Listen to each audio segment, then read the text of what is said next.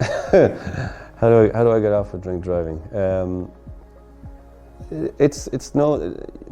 People think it's scientific.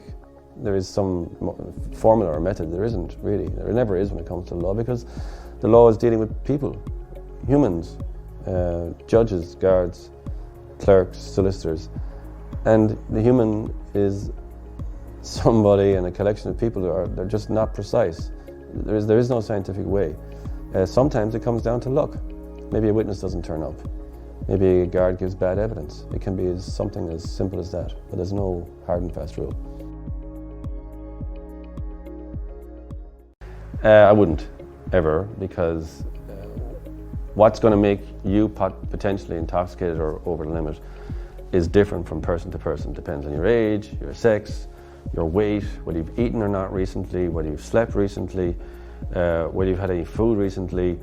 There's a whole different bunch of factors which all combine together to result in you being maybe over the limit or not. A pint of beer for one guy who's used to drinking a lot mightn't put him over the limit, but a pint of beer for someone else who doesn't drink that often and who's tired and hasn't eaten in a while might. So there's no scientific rule. It's very, very much case by case. You sure do. You do have to attend court, and if you don't attend court, there's a very high likelihood of a warrant for your arrest being issued. Courts take drink driving charges very, very seriously, and a summons that you get is a command to attend court. It's not a request, it's a command. You must obey it, and if you don't, without good reason, the courts will issue almost certainly a bench warrant for your arrest, and then the guards will go to your house, arrest you, and bring you to court. So yes, you must attend court. Best advice I can give to anybody caught for drink driving is to do this. If you do nothing else, do this.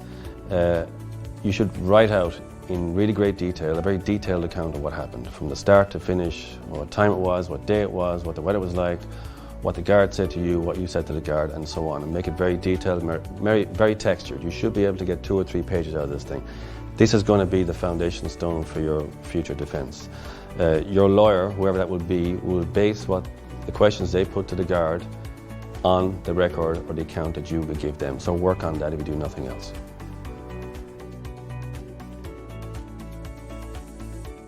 It's a good question. Should I get a lawyer if I was caught drink driving? Yes, I would, every time. I mean, some people do walk into court and they don't have a solicitor and they insist on pleading guilty, and of course they can do that if they want to. But in some cases, there may be a defense to the case, a very obvious defense to the case. And if you plead guilty to it, you can't unplead guilty to it. You can't say next week, well, maybe I should have thought about that. It's too late. Once you enter a plea of guilty, you're stuck with that. You should always get a lawyer, because the consequences of drink driving is a disqualification. It's pretty serious.